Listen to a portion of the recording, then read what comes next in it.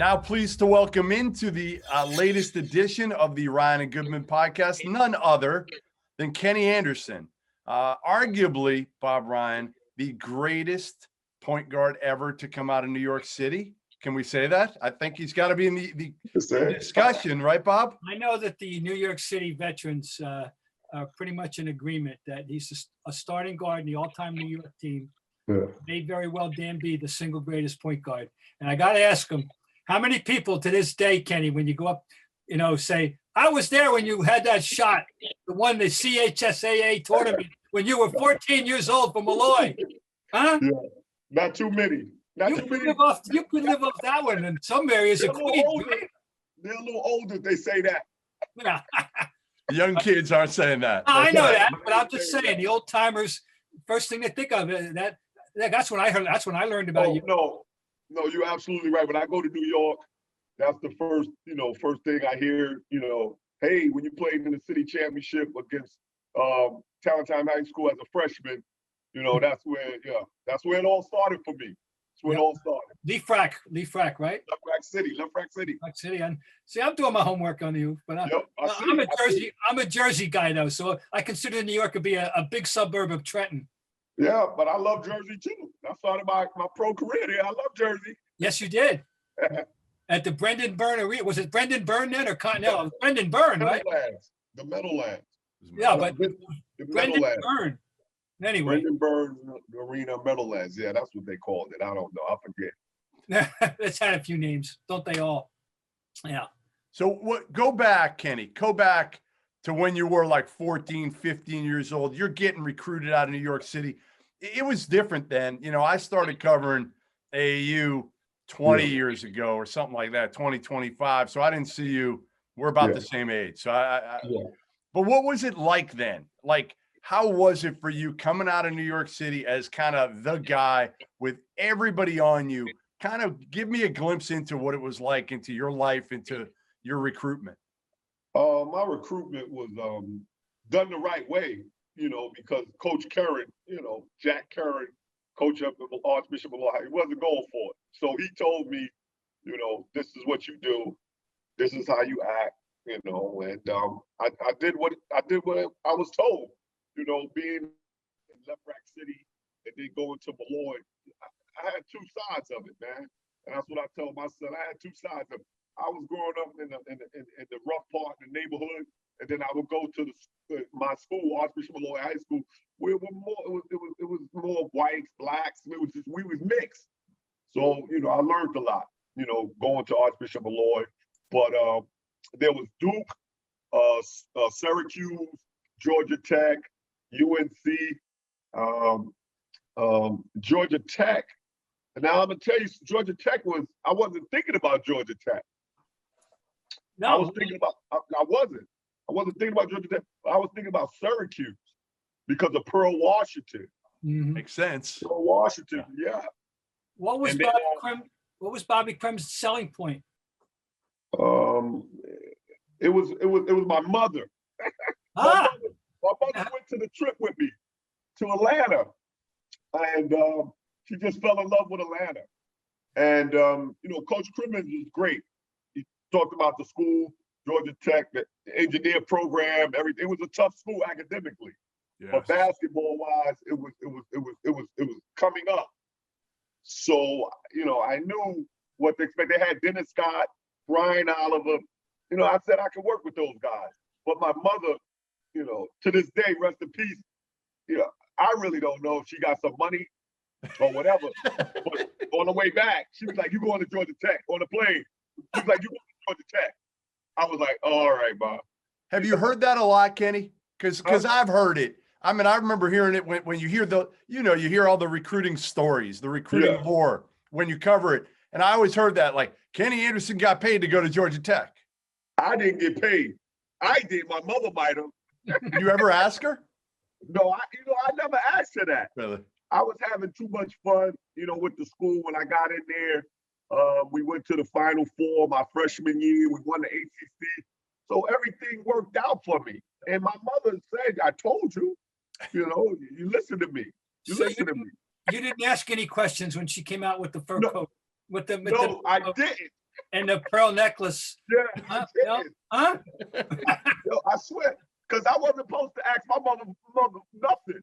Well, it's funny. So, Are you happy?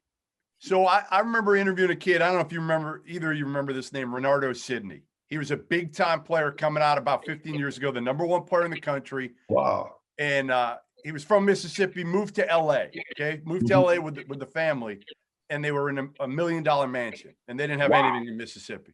And I had him on my podcast a couple of years ago, and I said, Renardo, like, didn't you ask your dad, like, how you were able to live in a $1 million mansion in LA? And you know, he said to me, he's like, I was 16. I didn't care. Yeah. I didn't care. Yeah. Right. I really, but this is how I was my whole life. As long as my mother was happy, I didn't question my mother. Yeah. I wasn't questioning her. So I just went along with the program. But she did say she wanted me to go to Georgia Tech, not Syracuse. Yeah. So I'm not sure, but I said, I remember going down to Georgia Tech, going to school, when we first get to school, not the season. And I was wondering in my head at the time, did I pick the right school? Yeah. Because I started playing with those guys. And then we played against the Atlanta Hawks, Doc Rivers, all those guys used to come and play. It was great. Everybody from Georgia University, Atlanta schools would come, and we play against each other every summer. So it was just great basketball. Yeah.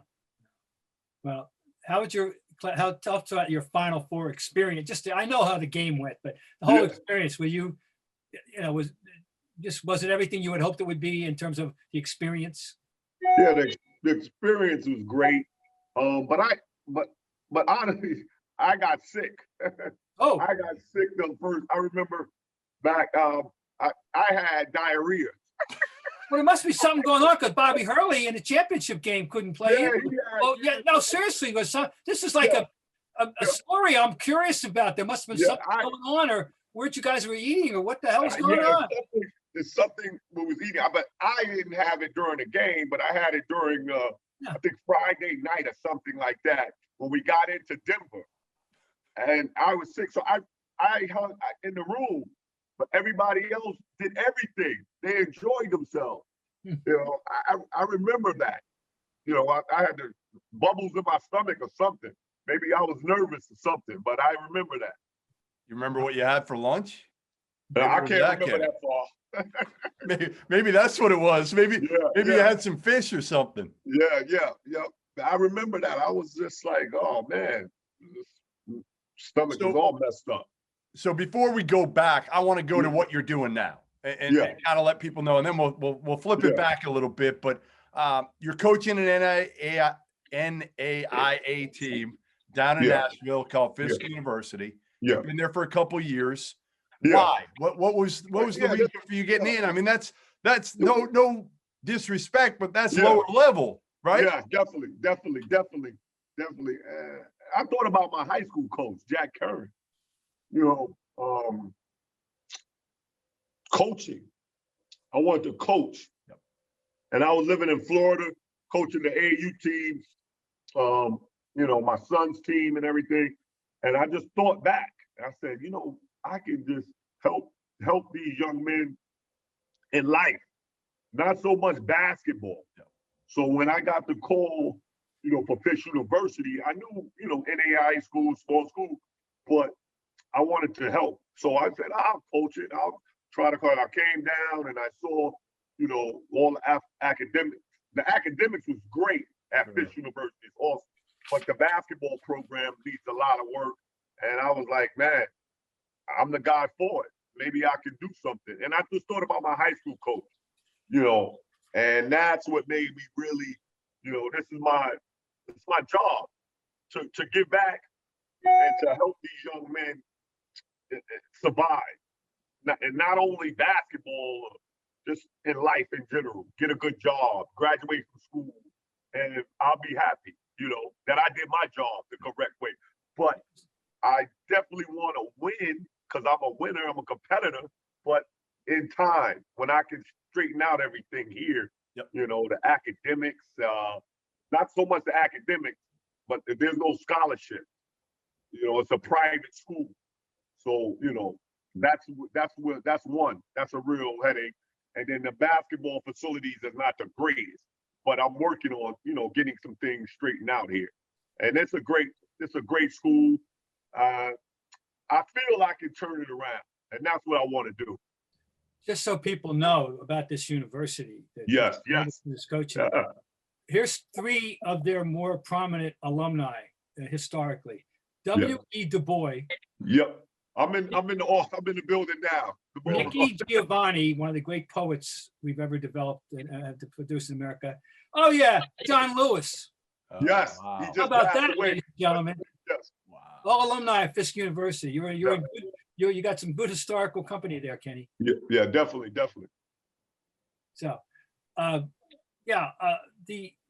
So, what's it been like for you now during this? You know, you're not playing.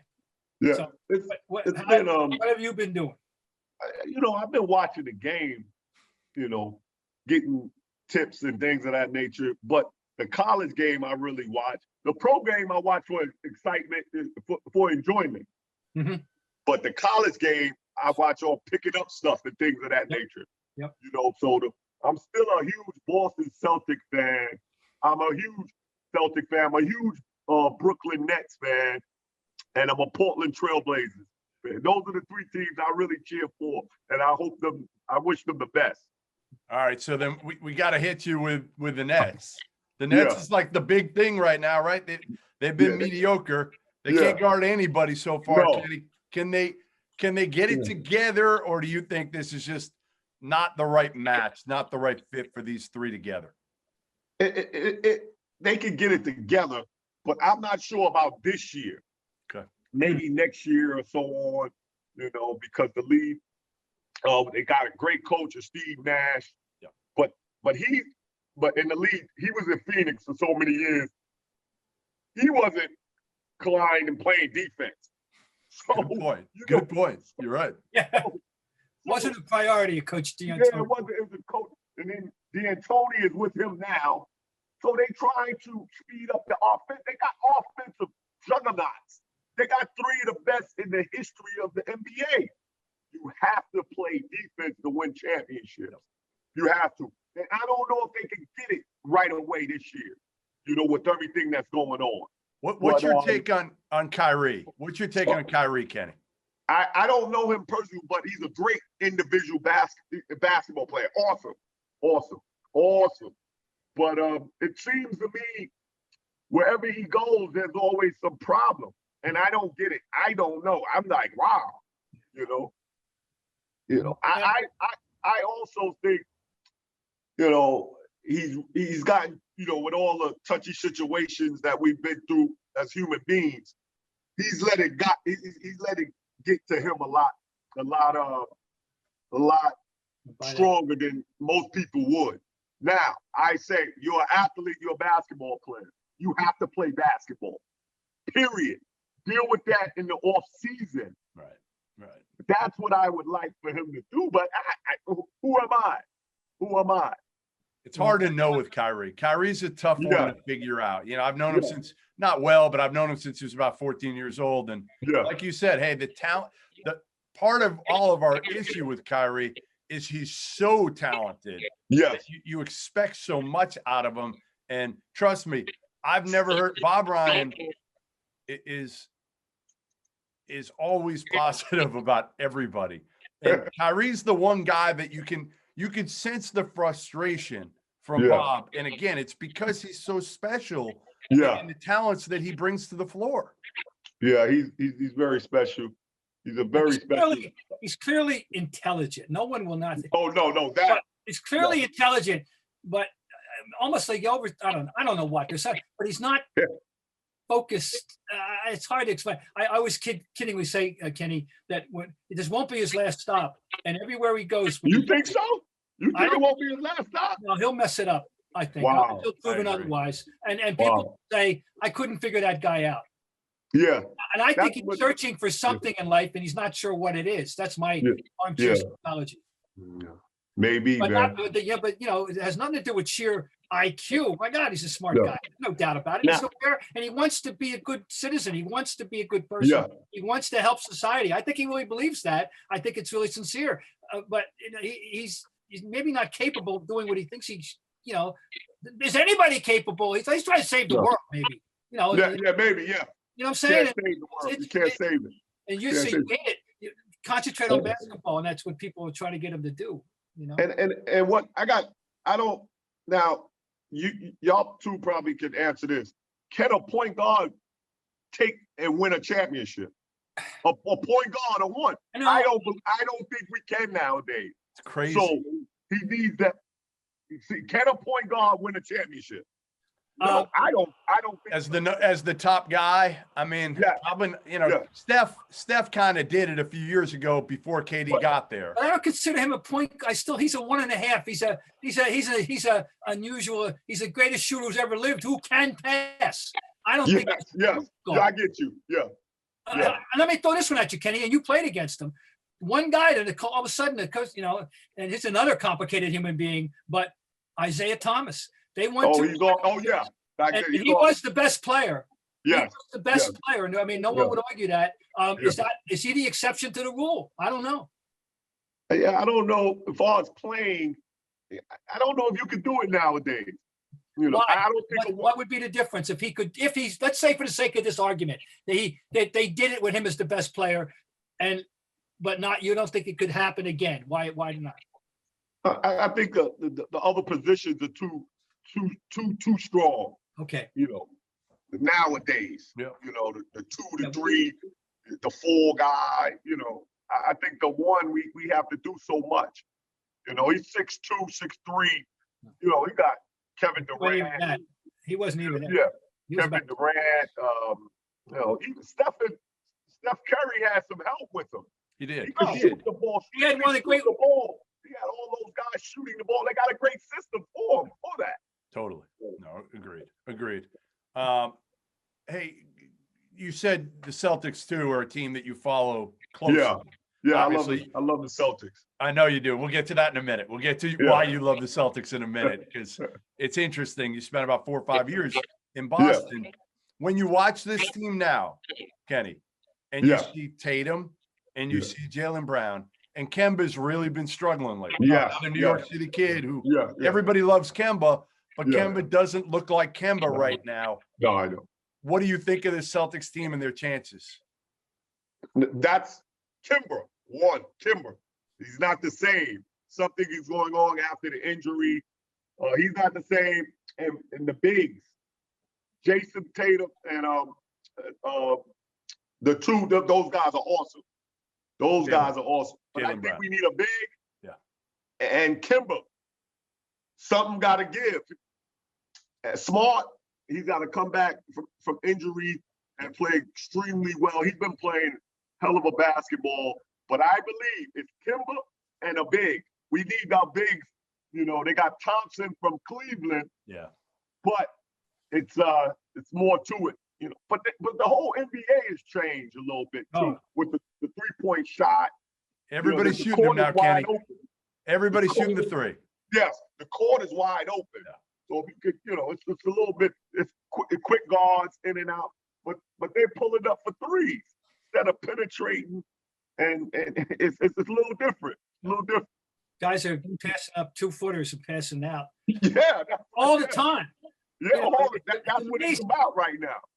I just, I go, but that's the game. That's the game. Yeah. I'm sure you've noticed, you see a 145, 141 game without overtime. That wasn't happening when you were playing. I'm going to tell you right now. Man. That was not happening. we had the fives. The fives. If you had a great Patrick Ewing, Alonzo Mourning, who else? I can't. But we had 5s and 4s where they sit on the block. Right. We give the ball into them and then we cut off them. Things of that nature. And the 2, the jump shot off the 2 is better than the 3. So, but now, it's so spread open right now. Now you had Shaq, Shaquille O'Neal. You had all the 5. Yeah. Hakeem Olajuwon. it's just different basketball. And I love the game. I always pick up things. You can't pick up too many things in the pros. You can't. You can just enjoy the game because some of those athletes are just extreme. They're great athletes. I saw you commented on your Twitter. You watched an Oklahoma State game a week or two ago. Yeah. And Cade Cunningham. Yes. What'd you think of him? Oh, he's awesome. He's going to be awesome. Yes. Sometimes you get crowded the college game. It shrinks you. Yep. But the NBA larger, what you can do. He can dribble. He can make people better. He can pass. He can shoot. He's 6'8". He's what, 6'8"? Yeah. He's 6'8", 230. So he's a pro. He's a pro body, pro mental, and I love the way he, the way he acts on the floor. Yeah. He can really be a leader. He's a leader for Oklahoma State. He's a great kid, seems to me. He is a great kid. I've met him several times, man. Yeah. He's got every intangible you want, Kenny. And I was watching the game last night. They said, well, you got to wait. He might not be number one. But that guy's one to me. He's going to be one. He's going to be one. I talked to him about, early on in the season, I don't know if you saw the kid from Gonzaga, Jalen Suggs. I love Suggs too. I love him too. So he came out of nowhere. So I think for a minute there, you had a bunch of NBA guys. You know how it is. Novelty, right? They hadn't seen Suggs as much. All of a sudden, he comes out and he's got this extra gear and he's quick and his defense is terrific. And Gonzaga's winning. That helps too. Gonzaga's so good. Yeah, when I watch a lot of these young men play, I'll be like wondering. I tell my wife, I don't think I could play with those guys at all. You could have played with them. You could have played with them. Trust me. Those guys look like they look good, man. No, I think I would give you a shot. I'd let you try out for the team. Don't worry. How do you? Go ahead, Bob. Go. All right. There's so many places we can go, but I did a little homework here, and you can correct me if I'm wrong, but the coaches you played for, you wanted to write a book just on the coaches you played for. All right, you ready for this, Jeff? Go ahead. Here's a few names of guys that he played for: Fitch, Daley, Carlissimo, Patino, Silas, Carlisle, Dunleavy, Woodson, O'Brien, and Alan Bristow, who once had a fight with Dave Cowens. Not with Dave Cowens, Larry Bird. But anyway, you as a rookie, your first two coaches were Bill Fitch and Chuck Daley, right? Yeah. Yeah. Wow. I mean, how did they each? Just tell me about them. Yeah, Bill Fitch was a great coach. I remember with the Celtics in Houston, but I really didn't get to know him. He didn't really want me in the draft. I believe he wanted Billy Owens. And then Willis Reed wanted me, and they chose me in the draft. So I didn't play much, and, I didn't play much for him. I really didn't know him, and then Were you just too wild for him, Kenny? Were you too wild and young? I wasn't wild at all. No. I wasn't wild. I believe, and that's true. He just didn't want me. He thought they were gonna draft Billy Owens, and they drafted me. And Chuck Daley was my guy. That was my guy. That's my probably the best pro coach. One of the best pro coaches I had. He let me. He said, "Hey, you and Derek Coleman, this is your team. You run it." And he was one of the reasons I became a professional under Chuck Daley, because he told me this is what you have to do. And he coached one of the best point guards, Isaiah Thomas. So I knew, I said, I better listen to this man. He knows. And that's what he did, man. He was great human being. Well, the key thing is, did he ever give you any wardrobe tips? Yeah, the wardrobe. No, but he was clean. He was clean, man. Like you said, I love all my coaches in the NBA. They gave me, even like Fitch, he didn't play me, but that was something I was taught a lesson, during that time. We got something of a Boston tinge to this podcast quite often. And you played for Rick. Rick, Yes. Rick traded for you. Rick traded Chauncey Billups. He said, I remember exactly what he said. I need a real point guard. Yep. And it was you. And so there's a guy, I mean, I'm sure he showed you the love, right? Tell us about Rick as a coach. Rick Pitino was awesome as a coach, but that might have changed Chauncey Billups in growing. Right. When he left Boston, he went to Detroit and became a champion and coaching now in the NBA. So that's, Rick was a very good coach, very good coach. He wore everything on his sleeve. He was hard nosed, but that was him. You were there at the end of Antoine, right? With Antoine and Pierce. Yeah, we went to the Eastern Conference Final. Right. The year before you got traded for Vin Baker and Shammond Williams. Yeah, that was tough on me because I really wanted to end my career. I just wanted to play a year, two more years. Yeah. And they traded me. I was like, man, I was really hurt. I was really hurt by that. Yeah, well, you were due for a decent payday too, right? That was your final year contract. That's what I was playing. That's what I was playing so hard. I played hard, but I got everything together. But it was really disturbing for me and really hard for me. And I'll tell you, after that, I really was finished with the league, really. Really? Yeah. You lost the love? Like just lost it? The love, and I played another 3 years, but I really didn't have the love when they traded me from Boston. Really? After everything I did, I thought I was doing everything for the organization the right way. Yeah. And, they didn't feel I was or something. I don't know. Do you happen to remember a specific game you played one night in Utah and you went off? Yeah. You went off. I went off writing about it. And I mean, it was the best game I thought I remember you playing in Boston, but I mean, it's just, I just wonder I remember that you were terrific. I mean, not that you weren't, I'm not, saying you weren't ever good nights, but that night. No, I understand. That was one of my biggest games. Yeah, the Utah.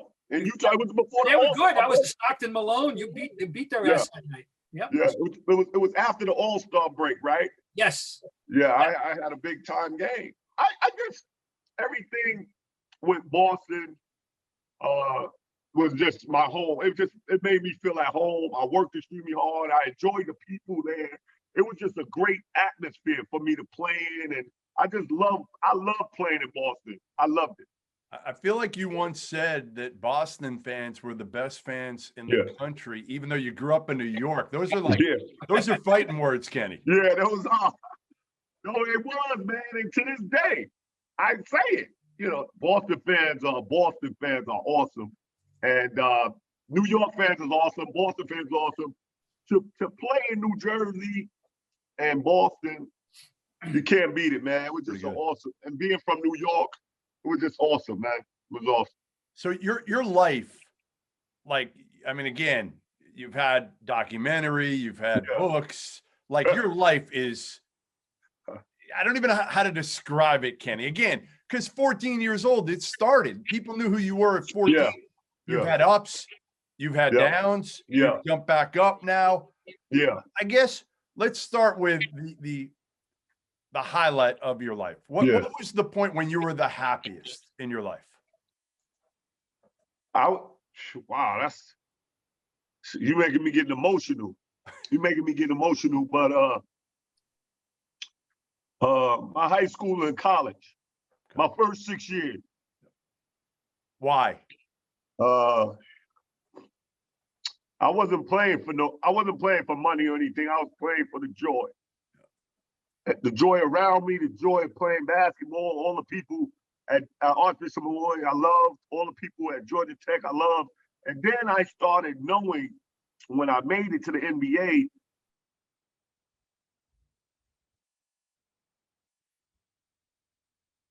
I didn't understand it early, but I got it. It was just a business. In the NBA was a business. And you got to get it early to understand it. But, Archbishop Malloy, Georgia Tech, those was fun times in my life. I had a really great just atmosphere, not only for the game, but after the game, and this the type of kid I was. You know, I just didn't. I wasn't into the business side of it early in my career. You predate. Did you play AAU or you predate AAU? Well, I played for Riverside Church, Gaucho, Church, New York. I don't know if it was AAU. It wasn't AAU. Not the It same. was AAU, but it was different. It was different back then. Well, that's what I'm going to get at. Is it's an AAU world now. Yeah. And high schools are incidental. Yeah. Kids are more interested in your AAU team, and by and large, certainly in the cities. Maybe maybe not in a rural area somewhere when but what I'm saying. And it's I call it the hijacking of adolescent basketball from high school. I mean, so kids are loyal to their AAU team more than they are to their high school now. But yeah, I can't get over that. You're absolutely correct. You could have what it's like to be loyal to the alma mater in high school. Yeah, CHSAA. Hey, that's what it is. That was a huge thing. Yeah, back then when I went to school, I played for Jack Curran and Archbishop Malloy High School. I played high school basketball. That was it. And then in the summer, he told me, play for those teams in the summer just to get wrecked. And that's what I did. But I was coming back to play on my high school team, and that was all about when I was in high school from 85 to 89. And that's what it was all about. My high school. That's why I love my high school so much. Archbishop Malloy High School, I just love it because it taught me basketball. I was already talented, but he taught me how to be a team player, Coach Jack Curran, and the school taught me how to grow as a human being, as a person. Let me ask Jeff. This is because Jeff is an expert on this that world of basketball. And the top 100 prospects in a given year now, in the 21st century, Jeff, how many are actually recruited or the high school coach has any input as opposed to the AAU coach? Very, very few. It's not even all the they all have a guy now. They all have a guy. Yeah. And he knows this. I coach on the college level now, so I understand. Right. The guy called me up, and Exactly. They want money. I mean, seriously, do people, Kenny, at your level, has anybody ever asked you for money so far? Yeah. And so many words, but they don't come out with it. Right. You know what I'm saying? Right. I already know, what it's going to take for this young man to come and right. Okay. I need a flight. I need to be able to see my kid play. I need that. I need everything. It used to be a job. That was the big thing about 10 years ago. Parents all wanted jobs, Bob. Yeah. For a while. And that's not bad. Right. That's not bad. If you want to hook them up. Some guys, here's a story. Some guys would put, they would have like a booster running a apartment complex. Yeah. They would have a job opening. They would put in the paper for that job opening to run the apartment complex as a manager. Then the parent of the kid would go in, they'd apply for it. And they get it. They get it, Bob. Right? They get it, Kenny. Hey. Yeah. Nationwide search, as we say around here. That's it's right. different. That's right. So, all right, I asked you your high point of your life. Flip it for me. What was the point when you were? Oh, my lowest point was when I retired. My mother died 2005. She passed away, and I retired. I didn't know what I was going to do with myself. I really didn't. I was like, I could have went all the way down, and nobody would have cared about what I was doing, or they wouldn't have let me back in or whatever. I went all the way down when my mother died in 2005, and I had to raise. I was raising my son and my daughter. My wife was with me, and everything was fine. I lived in a Pembroke Pines, Florida, for 15 years, and I wasn't working. I just had my savings, and I was fine. Sure. But I was fine, but mentally I wasn't. I didn't know what I was doing. So I partied, went out, drinking, all this just craziness. No. I just did a lot of craziness. You're in your mid-30s, right? You're in your mid-30s, and you didn't know what to do. I didn't know what to do. I didn't know what I was going to do. But I think, and this is true, I almost died. I had a stroke 2 years ago. Yep. I almost died. And I woke up, I woke up out of it. And I said, thank God. And I changed my life. Really? I changed my life from there, man. That's great. I changed my life. I had to. What did you do to change your life? I started giving back, and the one point that I'm giving, I'm here at Fisk. Yep. My daughter's a sophomore here at Fisk. My wife worked at Vanderbilt Hospital. I wanted to help, so I helped these young men, regardless of where I was coaching at. I wanted to try to help coach this team and do better, not only for the school but for myself. Sure. So a lot of them didn't get it, but I got it. You know, it's a real. I changed my whole life, everything. What people I used to hang out with, and I just changed my whole life, man. It was a real changing a spot in my life. I had a stroke, and I could have just died, and said I didn't want to live like that no more. Whatever, I don't know, but I just said I have to cut it out. It wasn't my wife, it wasn't my kids, it was just me. I wanted to change, and I changed. Changed for the better, I guess. I'm not sure. No, I think it's for the better, Kenny. It sounds like it's way for the better. So that's good. It's boring though. You look happy. It's boring though. Whatever. Hey, we're getting old. We're getting old, man. Yeah. So now I just tend to my kids. You know, my kids at home, and then my kids on my team, and that's excites me. And you know, when great things happen for them, it excites me. I really enjoy doing that. Random question: who's the funniest teammate you ever had? Oh wow! I had a lot of teammates. I know. Yes, you did. You got a lot to pick from. you know, but you from Boston. I don't know, but I was really thrilled. I played with Robert Parrish for a year in Charlotte, and I was thrilled. That was like a high point of being with a teammate. Wow. You know, and I was with Robert Parrish, the chief. The chief. Never would say too much. No. But you do. That's funny. He's a great man. He's a great man. But I don't. Derek Coleman was a good guy. Drazen Petrovic was good. Antoine Walker's a good guy. Paul P. All those guys are good. But I played with the Syracuse guy up in New Jersey. You gotta forgive me. I forget a little bit. Yeah. You know, with the stroke. Yeah. But not Sherman. We Sherman? still talk. Syracuse with Pearl Washington. He played with Pearl Washington. With who? With not with. I'm trying to think who was the big guy. Was it a big? No, he was a shooter.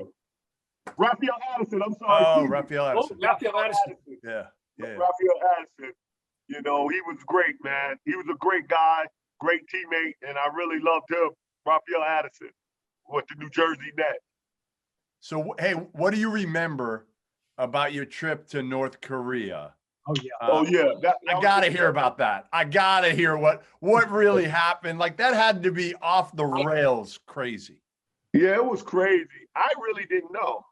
So, excuse my, I really didn't know at the time where we was going. Dennis Rodman did a lot of stuff for the kids for me in Fort Lauderdale. Okay. So he said when Kenny, when it come around, I want you to go with me. I said, all right, no problem. So I was like, no problem. So this trip came. And I didn't know it was North Korea. I didn't know, this is my ignorance. I didn't know it was North Korea we was going to. I thought we was going to China. I knew it was China. But when we went over there, and my wife was calling, everybody was like, oh, you over there, it's crazy. You got it. So then it got kind of crazy. I went over there with Charles Smith, Cliff Robinson, rest in peace. Vin Baker, myself, Dennis Rodman. It was like 5 or 6 pros. Oh, it was like 5 or 6 pros, and then the rest were the N1 players. Okay. So it was very. It taught me a lot with North Korea on how they lived over there. It was really gray over there. Was it? Gray. It was crazy. I seen we were going to the hotel. They took our passports when we got on the bus. Everybody gave their passports up. Woo. I'm like, wow, yeah. They took our passports, and then I seen a guy working the street. I don't know, he was like picking some gum off the street or something with 2 shotguns at him. They had the security guys had 2 shotguns. So it was great. We stayed at the hotel. You know, it was just a crazy trip. Crazy trip. What can we say? So did you like shake hands with Kim Jong-un? Did you? Yeah, I got the picture, but my wife won't let me put the picture up in the house. So I keep it. I got it. Shaking hands with him. He's a little guy too. He's a point guard, though, for sure, right? Yeah, he is. No doubt. He supposedly loves basketball. No, yeah, he loves basketball. Hey, Dennis Rodman is really great with him. Yeah. It was in the arena when we went to the arena. I remember the clapping. They all wore the same. Mm-hmm. The women Right. in the men wore the gray suit. Yep. And the women wore the gray dresses. And it was packed, and they was clapping hard. They was clapping, and everybody clapped together. And they stopped. It's crazy. I've been saying for years that what the American State Department should do is invite him to the NBA Finals, all expenses paid, one year. Wine him and dine him. He does like his scotch, I think. He likes something. And wine him and dine him and take him to the NBA Finals, and it'll be the greatest diplomatic coup of all time. Yeah, it might. I'm not guess sure. what? I'm not kidding. They ought to run it by him. Yeah, that's good, but I don't know if I'm gonna be there. Kenny, what advice? I know you went through some, like you said, some hard times when you retired. Declared bankruptcy that year, I think, right? Yeah. What advice would you give to the young players now? And they're making more than you made. You made a lot, but they're making a lot more than you made even right now. What advice would you give, or have you given to some of these young guys that are in the league? You know, I would just say, you don't need 5 or 6 cars, 3, 4 houses. You really don't need it. So really take care of your money, your assets, and you invest wisely, I would say. But it's taking care of so many people. You don't have to. Is that what you did? That's what I did. You don't have to. That's not your job to take care of, grown men. So you were too loyal in a way. I was too loyal in a way. Exactly. To the guys that you grew up with? Not so much. I grew up with people I knew, I took care of, but you really can't do that, and you shouldn't. But you live and learn. I'm 50 years old right now. Antoine was another one who you played with who did that. Kenny, I'm speaking here as the elderly white guy. Yeah. A serious question. So how is they play it on? Do they play you that play a guilt trip card on you? Like, remember where you came from line, that kind of stuff? Is that how they get people at times? No, but they use that. But not on me. They didn't use it on me. I just wanted to help. That's me. But it's certain ways you can help. But I think I helped the wrong way by just giving. And I really didn't know, how to help them. But and this is truth. I had, so much money that I was able to recover. Well, you thought the money to recover. Did you think the money was kind of endless at that point too? No, I didn't know it was endless, but I wanted to take care of my mother, and I did.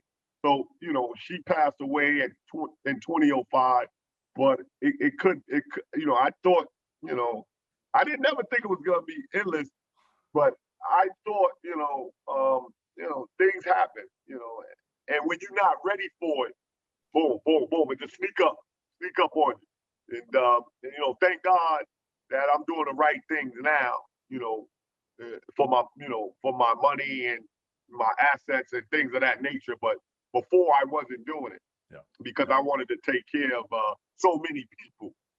And remember, I have 8 kids. That's part of it too. That no doubt. Hey, I only got one, Kenny, and she costs a lot of money. I have 8 kids, and I had this is my 3rd wife. So life could be hard. Yeah. But now I'm done. No doubt. I'm done. So you're done? God. No more kids at 50? No, hell no. Yeah, right. I got one more basketball question for you. Yeah. Has there been anybody, and since you started playing, or since you retired, that a point guard come along and said, that reminds me of me? Does anybody ever remind you of you on the court? I think Kyrie a little bit. I like Kyrie. I couldn't shoot like him. But I could do everything else.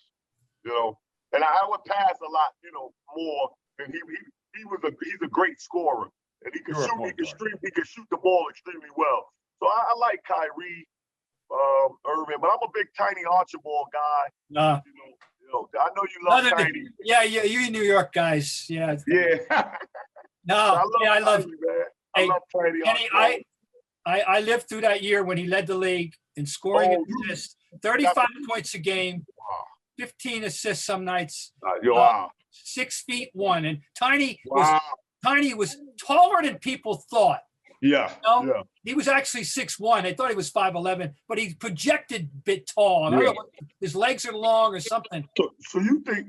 So actually, I know. I don't know. I don't think it'll happen. You think it'll happen again? No. And we would never do that. A point guard. No. That was. You need all the circumstances. There was a team that needed it. A coach will let you do it. You had Bob Cousy, who had traded for him and wanted him badly, and unless he drafted him. Excuse me. He traded for Norm Van Leer. He drafted Tiny. Anyway, I don't think so. That was a unique circumstance. But my God, I'll tell you a quick story. That year, the Celtics started off the season, they were 10-0, and the Royals came in, and Tommy Heinsohn, the practice the day before, the whole practice was good. We can't let this he's not going to beat us. He's not going to beat us. I'm sorry. So they doubled him and tripled him and everything else, got the ball out of his hands, and Matt Guokas beat him.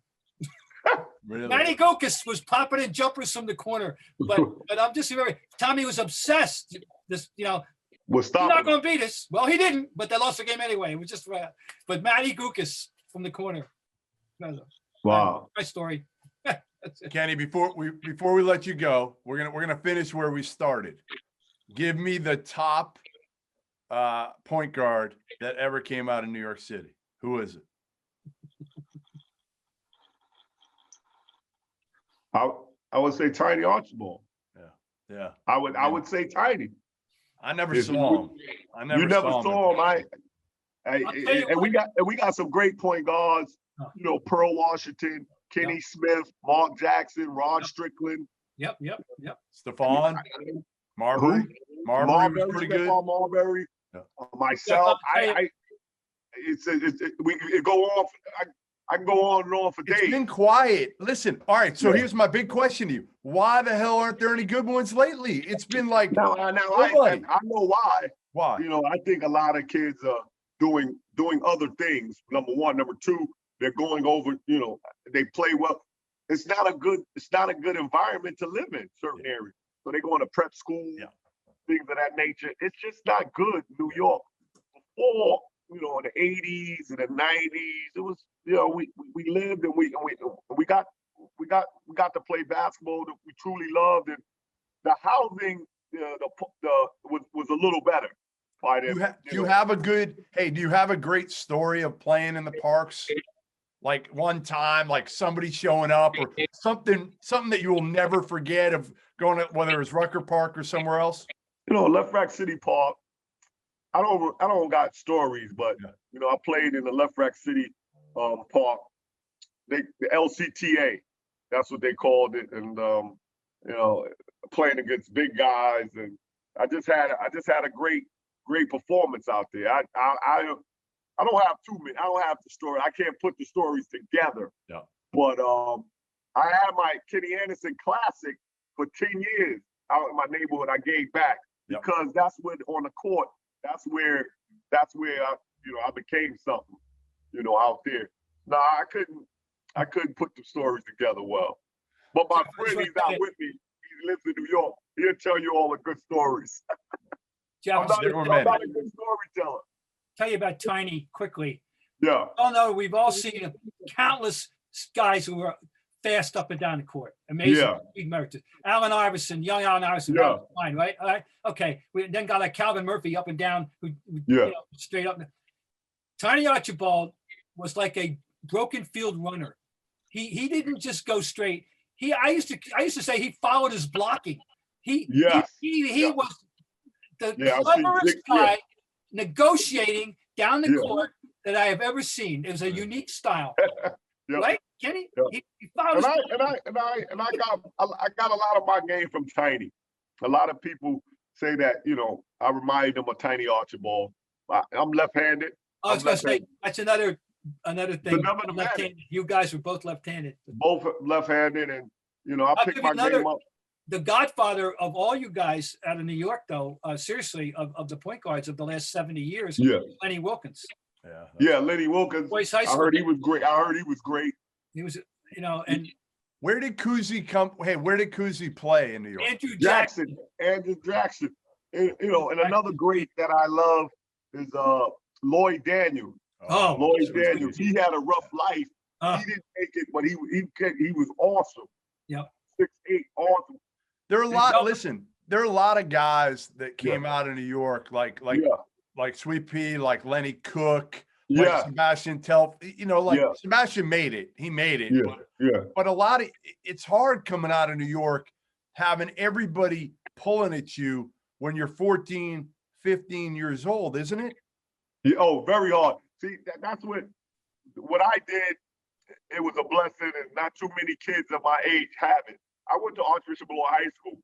Right. And Jack Karen, Vincent Smith, them guys, Pierre Turner, they watched me like a hawk, man. They watched me like a hawk, and I couldn't do no wrong. I had to go to school. And, real quick, when athlete camp, the Nike camp, when we used to go, I only went 1 year because I was in summer school. Really? I failed every year Spanish. Spanish class 1. So if you fail one class, you kicked out of Malloy. So I would have, Spanish was a killer for me. I couldn't get it. Is Malloy? Where is Malloy? Is it in the Bronx or is it in Queens? Briarwood, Queens. It's in Queens. Okay. Briarwood. So it's still there now. Now they have girls and boys. When I went, it was all boys. Probably a good thing for you. It's a good learning school, man. I learned so much about going to Malloy. It was awesome. Are you done? Are you staying down in Nashville for forever? Staying in the warm weather? Or are you going to go back to New York eventually? I go back and visit, but just like I'm gonna come back and visit Boston. I always come back and visit Boston. I don't, live in New York. I just go back and visit, but I'm in Nashville now. Smart. So I'll go to Atlanta, Nashville, and I really want to come up to Boston to visit. And I thought the season, I was going to go to a game, but now I got to wait till it opens up again. Yeah, we'll do it next year. You come in next year, we'll take you to a game. Yeah. And hopefully I'll get down to Nashville at some point there. Vandy's got to start to do better. Bob, I would love Bob to come to one of my games in Nashville. Y'all come, we go hang out, go to dinner. Done. And that's it. Y'all come to a game. Gym number 202, Jeff. That would be gym number 202.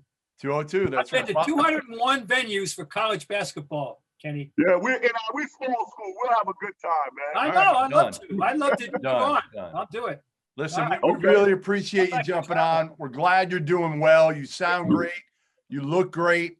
Your stories are terrific. And hopefully we'll see you soon, all right? All right. Thank you. Thank you so much. You got it. Thanks, Kenny.